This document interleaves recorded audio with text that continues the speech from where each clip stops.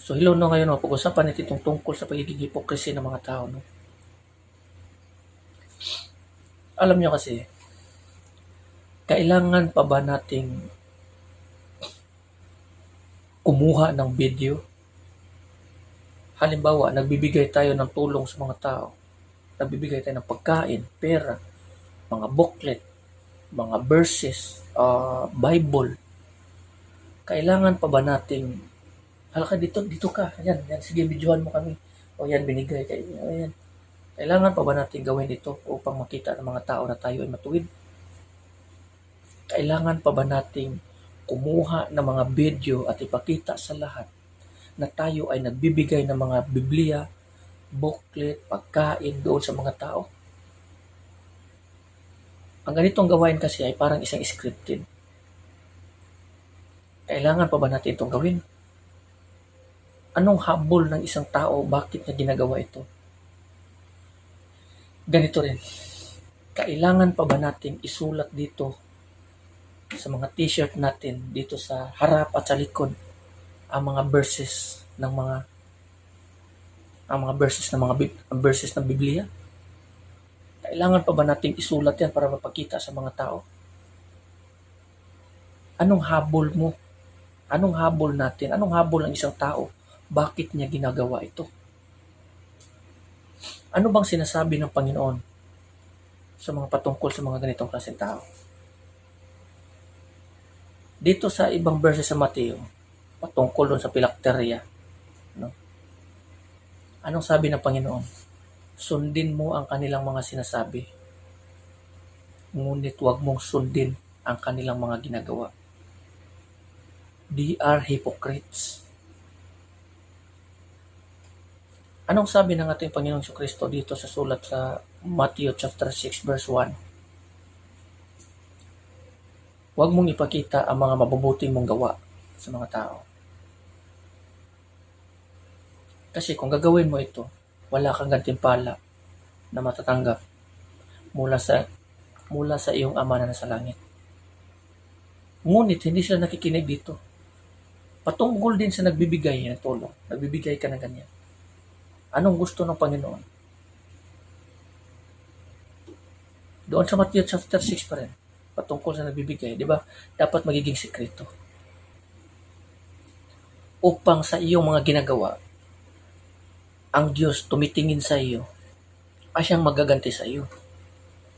Pero kung ikaw, halimbawa, susuway ka doon sa mga sinasabi niya, ng mga ganito, pinapakita mo lahat ng iyong mga ginagawang mabuti. Ayon nga sa kasulatan sa Biblia, ang sinabi ng ating Panginoon sa Kristo, you shall not be like them. Huwag kayong gumaya sa kanila. They are hypocrites. Doon sa Mateo, binabanggit niya doon, they are hypocrites. No, mga hypocrites ang mga taong gumagawa ng ganito. No, so mag-ingat po tayo. So hindi kailangan na ilagay mo yung mga verses dito para lamang makita kang matuwid. Hindi kailangan na magbigay ka ng mga tulong doon sa mga tao na kailangan mo pang magpa-video ka. O sige, yan o. O yan. Ano masasabi mo ganito? Salamat, nabigyan mo ako ng Biblia na ganito. Kung sa tingin nyo, itong mga bagay na ito ay kinalulugdan kayo ng Panginoon. Hindi. Alam ng Diyos kung ano nasa puso nyo. Dito sa Matthew chapter 16 verse 15, klaro yan doon. Nang iniisip ng bawat tao mahalaga, walang kakwenta-kwenta sa paningin ng Panginoon. Kung itong mga bagay na ito, ginagawa mo, anong habol mo? Siyempre, para purihin ka sa mga tao. Para makita ka sa mga tao na ikaw ay isang matuwid. Ngunit ang sinabi ng Panginoon, huwag mong gawin ang kanilang mga ginagawa. You shall not be like the hypocrites. So mag-ingat po tayo, no? Mag-ingat po tayo kasi marami pong mga bulaang propeta, mga tao, mga nagsilabasan ngayong panahon. No? So mag-ingat po tayo kasi nga ang sinabi ng ating Panginoon, kung iniibig mo siya, sundin mo ang kanyang salita.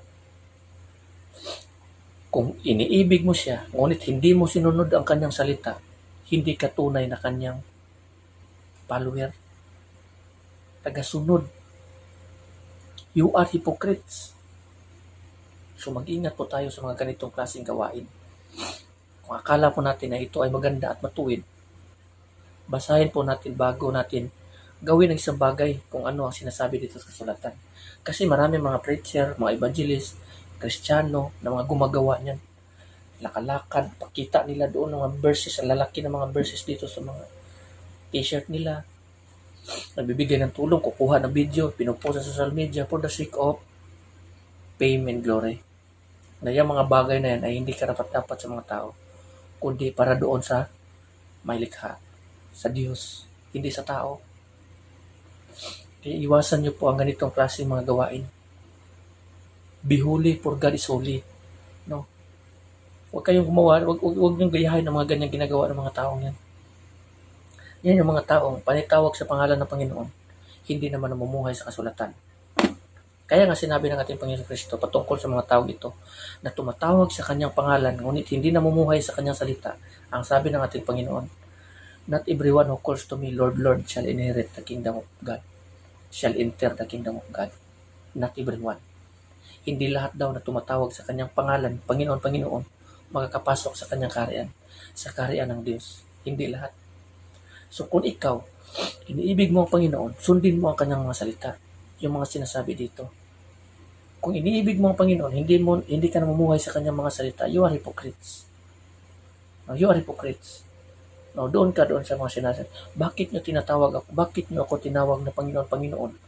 Ngunit hindi naman kayo namumuhay, hindi nyo naman sinusunod ang aking mga salita, mga aking mga sinabi. Diba? So mag-iingat po tayo no, sa mga bagay, sa mga hakbang natin ginagawa na hindi tayo matalisod, hindi tayo matapilo, hindi tayo babagsak. So mag-ingat po tayo kasi nga dito sa mundong ito, full of sin. Minsan, ang mga taong mga Kristiyano na gawin sana nating halimbawa, okay yun. Pero kung ang kanilang mga ginagawa naman ay labag naman sa mga salita ng Panginoon, pakinggan mo ang kanilang mga sinasabi, ngunit huwag mong gawin ang kanilang mga ginagawa. Kasi nga, hindi sila sumusunod kung ano ang salita. Hindi sila sumusunod kung ano ang sinasabi dito sa Biblia. Hindi sila sumusunod kung ano ang sinasabi ng Panginoon. Kaya yung mga tao na yan, bumabagsak yan, nagiging false prophet. False teacher, false prophet. Nangaral sa salita ng Panginoon, hindi naman namumuhay dito. False prophet. So, huwag niyo sana isipin na sinisiraan ko ang ganitong mga klaseng tao.